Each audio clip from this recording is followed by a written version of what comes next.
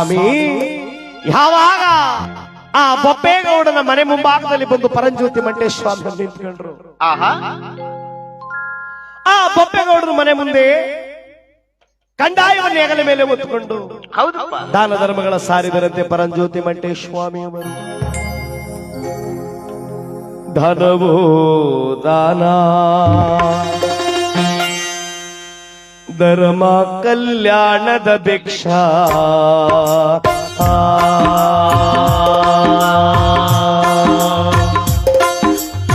ಸಿದ್ದಯ್ಯ ಸ್ವಾಮಿ ಬನ್ನಿ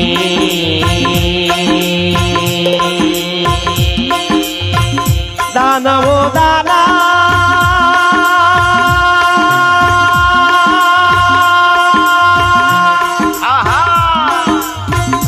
ಧರ್ಮವೋ ಧರ್ಮ ದಾನವೋ ದಾನ ಧರ್ಮವೋ ಧರ್ಮ ಹರಣ ದೇವರ ಭಿಕ್ಷಾ ಗುರುದೇವರ ಭಿಕ್ಷಾ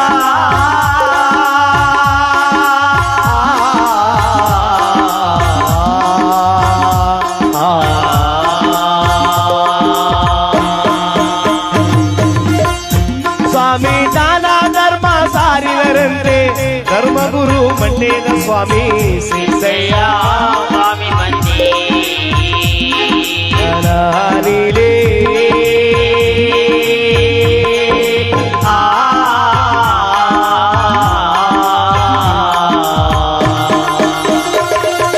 ಸಿದ್ದಯ್ಯ ದಯ ಮಾಡೋ ದಾನದ ನುಡಿಯ ಕೇಳಿ ಧರ್ಮದ ವಾಕ್ಯದ ಕೇಳಿ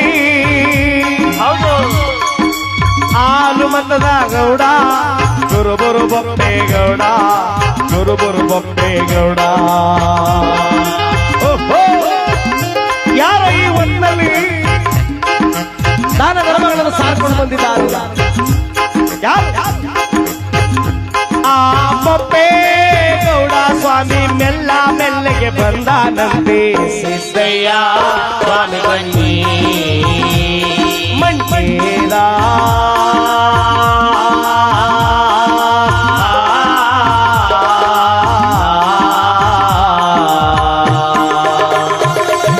ಲಿಂಗಯ್ಯ ದಯ ಮಾಡೋ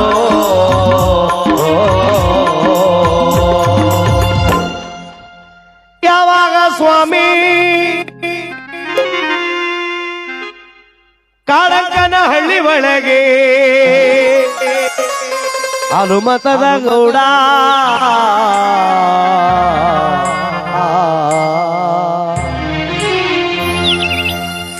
ಕುರುಬರು ಬೊಪ್ಪೇಗೌಡನ ಮನೆ ಮುಂಭಾಗದಲ್ಲಿ ನಿಂತುಕೊಂಡು ಸ್ವಾಮಿ ಪರಂಜ್ಯೋತಿ ಮಂಟೇಶ ಸ್ವಾಮಿ ಅವರು ದಾನ ಧರ್ಮಗಳನ್ನು ಸಾರಿದರೆ.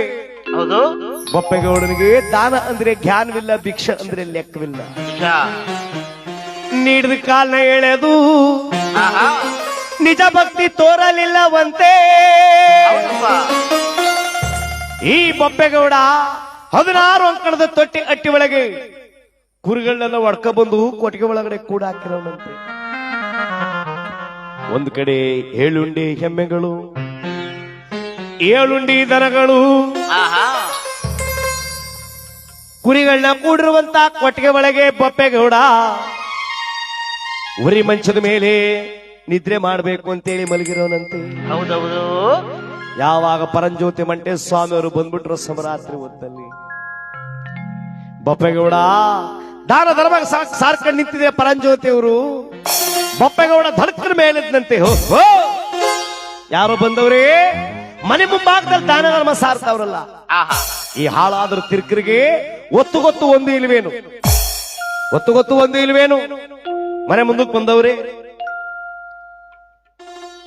ಅಂತೇಳಿ ಬೊಪ್ಪೇಗೌಡ ಬಂದು ನಿಂತ್ಕೊಂಡು ನೋಡಿದ್ರೆ ಪರಂಜ್ಯೋತಿ ಮಂಟೇಶ ಸ್ವಾಮಿ ಅವರು ಹೆಗಲ ಮೇಲೆ ಕಂದಾಯವನ್ನು ಹೊತ್ತುಕೊಂಡು, ಸ್ವಾಮಿ ಪರಂಜ್ಯೋತಿ ಮಂಟೇದ ಲಿಂಗಯ್ಯ ಆದಿಗುರು ಅಲ್ಲಮ ಪ್ರಭುವಾಗಿ ನಸುನಗಸ ನಿಂತುಕೊಂಡ್ರಂತೆ ಪರಂಜ್ಯೋತಿ ಮಂಟೇಶ ಸ್ವಾಮಿ ಅವರು. ಯಾವಾಗ ನಸುನಗತ್ತ ನಿಂತ್ಕೊಂಡ್ರು, ಏನಯ್ಯ ಈ ಸಮರಾತ್ರಿ ಹೊತ್ತಲ್ಲಿ ಬಂದಿದೆಯಲ್ಲ, ನಿನಗೇನು ಒತ್ತು ಗೊತ್ತು ಒಂದು ಇಲ್ವೇನಯ್ಯ? ಅಪ್ಪ, ನಾನೇನು ಬರ್ಬೇಕಂತ ಬರಲಿಲ್ಲ ಕಾಣಪ್ಪ. ನನ್ನ ಜೊತೆಯಾಗಿ ಶಿಶು ಮಕ್ಕಳಿದ್ದಾರೆ, ಆಹಾ ದಾನವಾಗಿ ದತ್ತವಾಗಿ ಪಡ್ಕೊಂಡು ಬಂದಿರತಕ್ಕಂತ ಶಿಶು ಮಕ್ಕಳಿದ್ದಾರೆ. ಹೌದಪ್ಪ. ಈ ಶಿಶು ಮಕ್ಕಳಿಗೆ ಕೂತ್ಕೊಳ್ಳಕ್ಕೆ ಜಾಗವಾಗಬೇಕು, ನಿಂತ್ಕೊಳ್ಳಕ್ಕೆ ಸ್ಥಳವಾಗಬೇಕು ಕಾಣಪ್ಪ. ಏನಯ್ಯ, ಈ ನೀನು ಜೊತೆ ಆಗಿರ್ತಕ್ಕಂಥ ಮಕ್ಕಳಿಗೆಲ್ಲ ಕೂತ್ಕೊಳ್ಳಕ್ಕೆ ಜಾಗವಾಗಬೇಕು, ನಿಂತ್ಕೊಳ್ಳಕ್ಕೆ ಸ್ಥಳವಾಗಬೇಕು, ಮಲಗುವುದಕ್ಕೆ ಜಾಗವಾಗಬೇಕೆನ್ನಯ್ಯ. ಇದು ಬೊಪ್ಪೆಗೌಡ. ಸರಿ ಕಾಣಯ್ಯ, ನಿನ್ನಂತ ಕಂತೆ ಬಂತೆ ತಿರ್ಕರಿಗೆ ಊರೂರ ಮೇಲೆ ಭಿಕ್ಷಕ್ ಬರ್ತಾರೆ ಅಂತ ಹೇಳಿ ಊರ್ ಮುಂದೆ ನಾವು ಚಾವಡಿ ಕಡಿಸಿದೀವಿ, ಕಟ್ಟೆ ಮನೆಗಳು ಕಡಿಸಿದೀವಿ ಕಾಣಯ್ಯ. ಅಲ್ಲೋಗಿ ಎಲ್ಲ ಮಲಿಕೊಳ್ಳಿ ಹೋಗಿ. ಅಪ್ಪ ಅಪ್ಪ, ಈ ಸಮರಾತ್ರಿ ಹೊತ್ತಲ್ಲಿ ನಾನು ಅಲ್ಲಿ ಇಲ್ಲಿ ಹುಡ್ಕೋದಕ್ಕೆ ಸಾಧ್ಯವಿಲ್ಲ. ಹೌದು. ನೀನು ಕುರಿ ಕೂಡಿರುವಂತ ಕಟ್ಟಿಗೆ ಒಳಗೆ ನನಗೆ ಸ್ವಲ್ಪ ಜಾಗ ಕೊಟ್ಬಿಟ್ರೆ ಬೊಪ್ಪೆಗೌಡ, ಈಗ ಮಲಗಿದ್ದು ಬೆಳಗ್ಗೆ ಕೋಳಿ ಕೂಗುವತ್ತಿಗೆ ನಾನು ಜಾಗ ಖಾಲಿ ಮಾಡ್ಬಿಡ್ತೀನಿ. ಏನಯ್ಯ, ಕೋಳಿ ಕೂಗೋದ್ರೊಳಗೆ ಜಾಗ ಖಾಲಿ ಮಾಡ್ಬಿಡ್ತೀಯ? ಸರಿ, ನಾನು ನಿನಗೆ ಮಲಗೋದಕ್ಕೆ ಜಾಗ ಕೊಟ್ರಿ, ನೀನು ನನಗೇನು ಕೊಡ್ತೀಯ? ಅಪ್ಪ, ನೀನು ನನಗೆ ಮಲಗೋದಕ್ಕೆ ಜಾಗ ಕೊಟ್ರೆ ನಾನು ನಿನಗೇನಾದ್ರೂ ಕೊಡ್ಬೇಕೇನಯ್ಯ? ಹೌದು. ನೋಡಪ್ಪ, ನನ್ನ ಬಳಿ ಕೊಡ್ತಕ್ಕಂಥದ್ದೇನು ಇಲ್ಲ.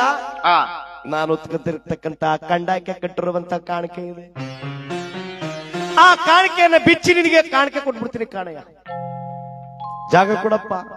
ನೋಡು, ನೀನ್ ಹೇಳಿದೆ ಅಂತೇಳಿ ನಾನು ಜಾಗ ಕೊಡಕ್ಕಾಗಲ್ಲ. ಮನೆ ಒಳಗೆ ನನ್ನ ಹೆಂಡತಿ ಇದ್ದಾಳೆ ಕಾಳಮ್ಮ. ಆಹಾ ನನ್ನ ಹೆಂಡತಿನ ಹೋಗಿ ನಾನು ಕೇಳ್ತೇನೆ, ಅವಳು ಕೊಡು ಅಂದ್ರೆ ನಾನು ಕೊಡ್ತೀನಿ ಕಾಣಯ್ಯ ಅಂದಂತೆ.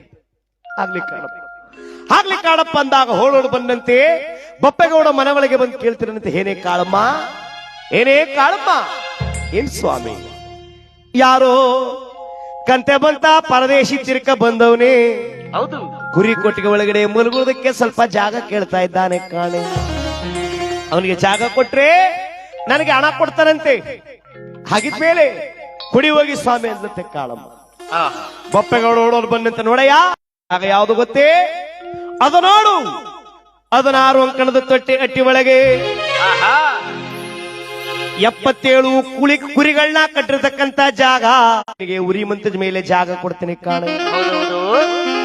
ಉರಿ ಮಂಚದ ಮೇಲೆ ನೀನು ನನಗೆ ಜಾಗ ಕೊಟ್ಟಿದೀಯ ಬೊಪ್ಪೆಗೌಡ, ಸಂತೋಷ ಕಾಣಪ್ಪ ಅಂತ ಹೇಳಿ ಪರಂಜ್ಯೋತಿ ಮಂಟೆ ಸ್ವಾಮಿ ಅವರು ಆ 16 ಅಂಕಣದ ತೊಟ್ಟಿ ಅಟ್ಟಿ ಒಳಗೆ ಅಂತ ಹೇಳಿ ಪರಂಜ್ಯೋತಿ ಅವರು ಹಪ್ಪಳ ಮಾಡಿದ್ರಿ. ಒಂದ್ ಕಡೆ 7 ಉಂಡಿ ದನಗಳು, ಒಂದ್ ಕಡೆ 7 ಉಂಡಿ ಎಮ್ಮೆಗಳು. ಈ ಪರಂಜ್ಯೋತಿ ಮಂಟೆ ಸ್ವಾಮಿ ಅವರು ಉರಿ ಮಂಚದ ಮೇಲೆ ಬಂದು ಕೂತ್ಕೊಂಡ್ರೆ ಬೊಪ್ಪೆಗೌಡ ಹೇಳದಂತೆ, ಕಂತೆ ಬಂತೆ ಪರದೇಶಿ ತಿರ್ಕ, ನಾನು ಹೇಳಿದ ಹಾಗೆ ಒತ್ತಂತೆ ಕೋಳಿ ಕೂಗಿ ಸೂರ್ಯ ಮೂಡೋದ್ರೊಳಗೆ ನನ್ನ ಮನೆಯನ್ನೆಲ್ಲ ನೀ ಖಾಲಿ ಮಾಡ್ಬಿಡ್ಬೇಕು. ಹೌದು. ನನ್ನ ಮನೇನ ನೀ ಖಾಲಿ ಮಾಡ್ಬಿಡ್ಬೇಕು. ಆಗ್ಲಿ ಕಾಣಪ್ಪ, ನೀನ್ ಹೇಳ್ದಂಗೆ ನಾ ಖಾಲಿ ಮಾಡ್ತೀನಿ ಅಂದ್ರು ಪರಂಜ್ಯೋತಿ ಅವರು. ಯಾವಾಗ ಪರಂಜ್ಯೋತಿ ಮಂಟೆ ಸ್ವಾಮಿ ಅವರು ಹಾ ಬೊಪ್ಪೆಗೌಡ ಹೇಳ್ದಂಗೆ ಖಾಲಿ ಮಾಡ್ತೀನಿ ಅಂತ ಹೇಳಿ ಪರಂಜ್ಯೋತಿ ಅವರು ಹುರಿಗದ್ದಿಗೆ ಮೇಲೆ ಯಾವಾಗ ಆ ಉರಿ ಮಂಚದ ಮೇಲೆ ಬಂದು ಸ್ಥಿರವಾಗಿ ಕೂತ್ಕೊಂಡ್ರು, ನೀನು ಕೊಟ್ಟಂತ ಜಾಗವೇ ನನಗೆ ಮುಂದೆ ಪುಣ್ಯ ಭೂಮಿ ಆಗ್ಬೇಕು. ಆಹಾ 4 ಮೂಲೆ ಒಳಗೆ ಆಹಾ ಇದೇ ನನಗೆ ಸಮತೂಕವಾಗಿರ್ತಕ್ಕಂತ ಭೂಮಿ, ಹೌದಪ್ಪ. ಇದೇ ನನಗೆ ಸ್ಥಿರವಾಗಿ ಉಳ್ಕೊಳ್ತಕ್ಕಂತ ಭೂಮಿ ಕಾಣಪ್ಪ ಅಂತೇಳಿ ಪರಂಜ್ಯೋತಿ ಅವರು ಯಾವಾಗ ಬೊಪ್ಪೆಗೌಡ ಹೇಳೋದೊಂದು ಮಾತು ಹೇಳಿ ಮನೆ ಒಳಗಡೆ ಹೊರಟು ಹೋದ್ನು. ಮನೆ ಒಳಗಡೆ 7 ಜನ ಗಂಡು ಮಕ್ಕಳು, 7 ಜನ ಸೊಸೆಯರು, 33 ಮಂದಿ ಮೊಮ್ಮಕ್ಕಳು, ಗಂಡ ಹೆಂಡತಿರೆಲ್ಲ ಸಂತೋಷವಾಗಿ ಸುಖನಿದ್ರೆ ಮಾಡ್ತಾ ಮಲಗಿರೋರಂತೆ ಹಾಲು ಅನ್ನ ಊಟ ಮಾಡ್ಕೊಂಡು ಬೊಪ್ಪೆಗೌಡನ ಮನೆ ಒಳಗೆ ಪರಂಜ್ಯೋತಿ ಮಂಟೆ ಸ್ವಾಮಿ ಅವರು ಯಾವಾಗ ಉರಿಗದ್ದಿಗೆ ಮೇಲೆ ಕೂತ್ಕೊಂಡು, ಆಹಾ ಬೊಪ್ಪೆಗೌಡ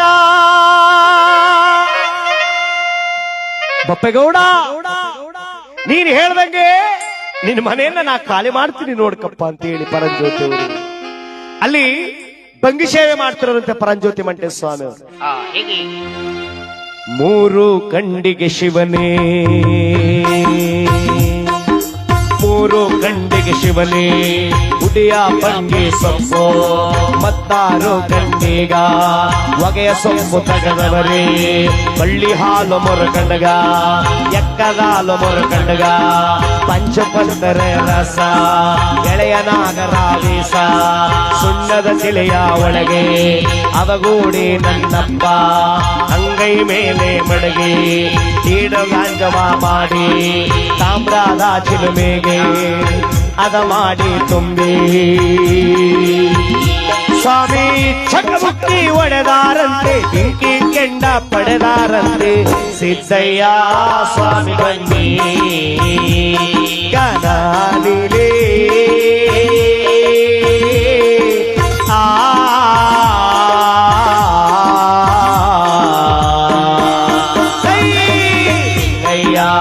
ದಯ ಮಾಡೋ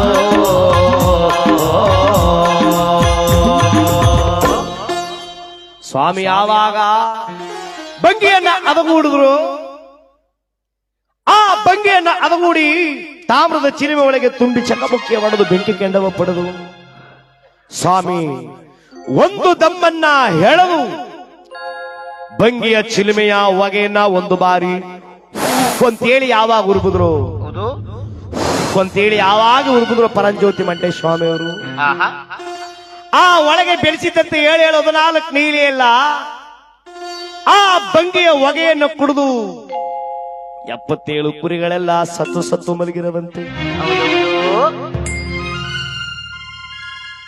ಏಳುಂಡಿ ಎಮ್ಮೆಗಳಿಗೆ ನಾಗೇರು ಬಂದಿರದಂತೆ ಏಳುಂಡಿ ದನಗಳಿಗೆ ನಾಗಾರು ಜ್ವರ ಬಂದಿರದಂತೆ ಗಂಡು ಮಕ್ಕಳಿಗೆಲ್ಲ ವಾಂತಿ ಭೇದಿ ರೋಗ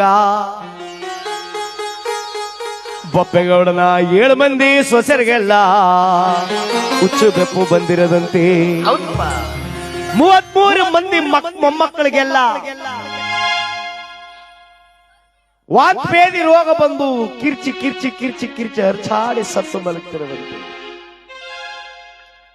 ಯಾವಾಗ ಬೊಪ್ಪೆಗೌಡನ ಮನೆ ಹಾಳಪಾಟ ಧೂಳುಪಾಟವಾಗೋಯ್ತು ಹೌದು ಬೊಪ್ಪೆಗೌಡನಿಗೆ ಏನಾಯ್ತಾ ಇದೆ ಅಂತ ಹರ್ವೇ ಇಲ್ವಂತೆ ಆಹಾ ಶಿವ ಶಿವ ಸುಖ ನಿದ್ರೆ ಮಾಡ್ತಾ ಮಲಗಿರ್ತಕ್ಕಂಥ ಬೊಪ್ಪೆಗೌಡ ಆ ಬೆಳಗಿನ ಜಾವ ಕೋಳಿ ಕೂಗುವ ಧ್ವನಿಯ ಕೇಳಿ ಅಕ್ಕಿ ಪಕ್ಷಿಗಳು ಕೂಗುವ ಧ್ವನಿಯ ಕೇಳಿ ಬೊಪ್ಪೆಗೌಡ ಎಚ್ಚರವಾಗಿ ಹೌದು ಬಲದ ಮಕ್ಕಳಾಗಿ ಎದ್ದಂತೆ ಬೊಪ್ಪೆಗೌಡ ಆ ನನ್ನ ಮನೆಯಲ್ಲಿ ಇರ್ತಕ್ಕಂಥ ದೇವರು ಅಂದ್ರೆ ನಾನು ಸಾಕಿರ್ತಕ್ಕಂಥ ದನ ಕರುಗಳು ಕುರಿಗಳು ಹೌದಪ್ಪ ನನ್ನ ಮನೆಯೊಳಗೆ ಆ ಕುರಿಗಳು ಸಾಕಿದ್ದೀನಿ ಅವೇ ನನ್ನ ಮನೆ ಲಕ್ಷ್ಮಿ ಹೌದು ನಿಜ ನನ್ನ ಮನೆ ಲಕ್ಷ್ಮಿನ ನಾನು ಹೋಗಿ ನೋಡ್ಬೇಕು ಅಂತ ಹೇಳಿ ಬಲದ ಮಕ್ಕಳಾಗಿ ಓಡೋಡು ಬಂದು ಬೊಪ್ಪೆಗೌಡ ಆಹಾ ತಾನು ಕೂಡ ಹಾಕಿರುವ ಕೊಟ್ಟಿಗೆ ಒಳಗೆ ಕುರಿಗಳ ಮುಖ ನೋಡ್ಬೇಕು ಅಂತ ಹೇಳಿ ಆವಾಗ ಬನ್ನು ಹೌದು ಎಲ್ಲ ಕುರಿಗಳು ಸತ್ತು ಸತ್ತು ಸತ್ತು ಸತ್ತು ಮಲಗಿರವಂತೆ ಏಳುಂಡಿ ಎಮ್ಮೆಗಳು ಸತ್ತು ಸತ್ತು ಮಲಗಿರವಂತೆ ಏಳುಂಡಿ ದನಗಳು ಸತ್ತು ಸತ್ತು ಮಲಗಿರವಂತೆ 7 ಮಂದಿ ಗಂಡು ಮಕ್ಕಳು ಸತ್ತು ಸತ್ತು ಮಲಗಿರವಂತೆ ಆಹಾ 7 ಮಂದಿ ಸೊಸೆರು ಸತ್ತು ಸತ್ತು ಮಲಗಿರೋರಂತೆ ಮಕ್ಕಳಿಗೆಲ್ಲ ವಾಂತಿ ಭೇದಿ ರೋಗ ಬಂದು ಕಿರೋ ಕಿರೋ ಕಿರೋ ಕಿರೋ ಕಿರ್ಚಾಡ್ತಿರವಂತೆ ಆ ಬೊಪ್ಪಗೌಡ ನೋಡಿದಂತೆ ಅಯ್ಯಯ್ಯೋ ಮಡದಿ ಕಾಳಮ್ಮ ಯಾರೋ ಪರಮ ಪಾಪಿಗೆ ಬಂದು ನಾನು ಜಾಗ ಕೊಟ್ಬಿಟ್ನಲ್ಲ ಈ ಹಾಳಾದವನ್ನ ಮೊದಲು ಮನೆಯಿಂದ ಆಚೆ ಕಳಿಸ್ಬೇಕು ಅಂತೇಳಿ ಬೊಪ್ಪೆಗೌಡ ಓಡೋಡು ಬಂದು ನೋಡಿದ್ರಿ ಉರಿ ಮಂಚದ ಮೇಲೆ ಆಗ ತಾನೇ ಹುಟ್ಟಿದಂತ ಮಗುವಿನಂತೆ ನಗುತ್ತಾ ಹಳುತ್ತಾ ಒದ್ದಾಡ್ತಾ ಮಲಗಿರೋದಂತೆ ಪರಂಜ್ಯೋತಿ ಮಂಟೇಶ್ವರ ಹಾ ಹಾ ಶಿವ ಶಿವ ಯಾವಾಗ ಉರಿ ಮಂಚದ ಮೇಲೆ ಮಲಗಿರ್ತಕ್ಕಂತ ಚಿಕ್ಕ ಮಗುವನ್ನು ನೋಡ್ಬಿಟ್ನೋ ಬೊಪ್ಪೆಗೌಡ ಓಡೋಡಿ ಬಂದು ಪಾದ ಹಿಡ್ಕೊಂಡಂತೆ ಆಹಾ ಗುರುವೇ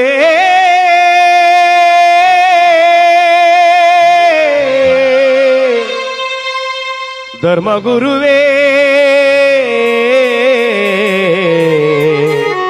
ಆ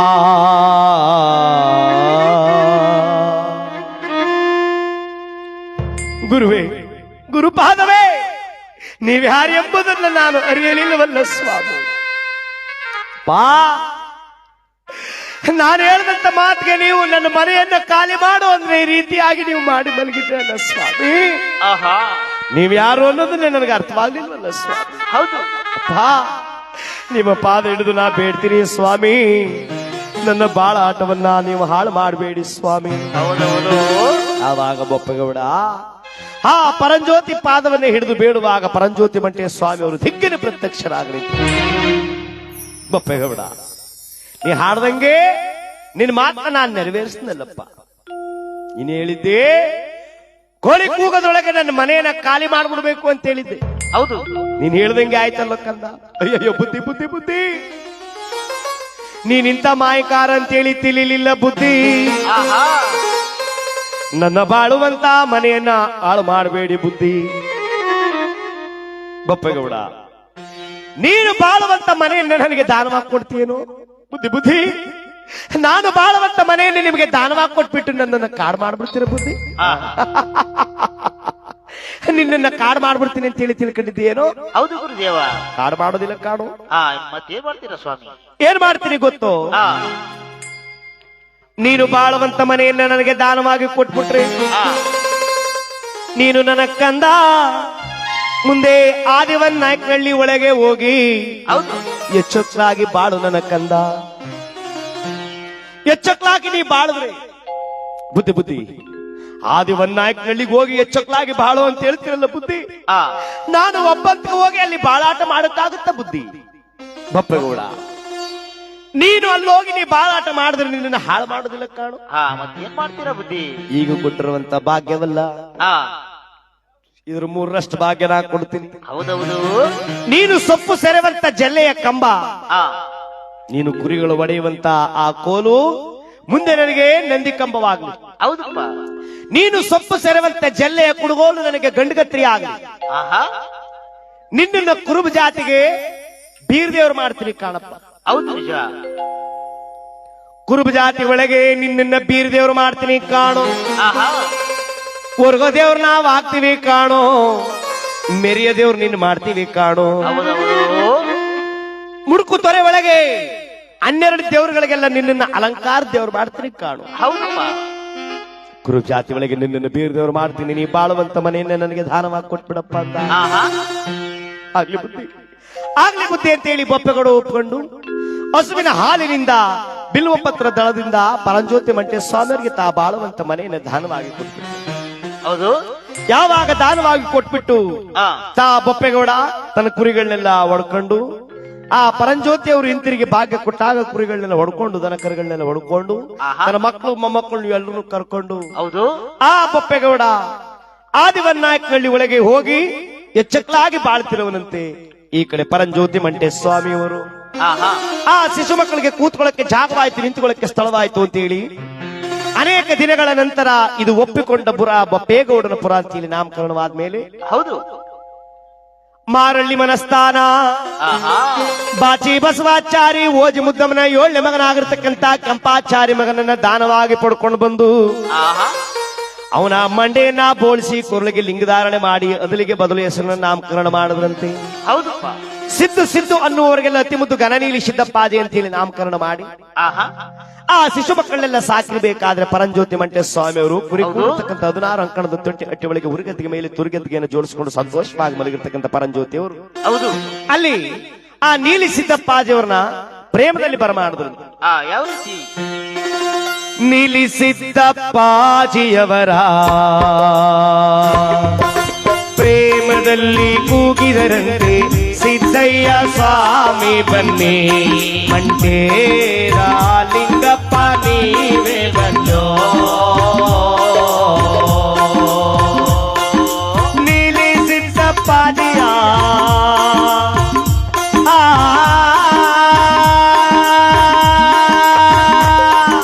ಪ್ರೇಮದಲ್ಲಿ ಕೂಗಿದಾಗ ಗುರು ಕೂಗಿದ ಕೂಗು ಲಾಲಾಯಿಸಿ ಕೆಳಕೊಂಡೋ. ನೀಲಿ ಸಿದ್ದಪ್ಪಾಜಿ ಏನು ದಾರರ